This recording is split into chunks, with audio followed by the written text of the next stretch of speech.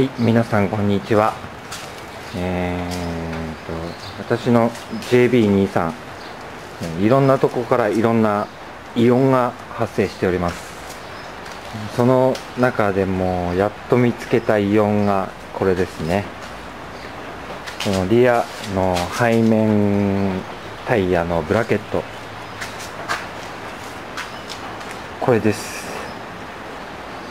これが走行中に揺れるとこんな感じになります。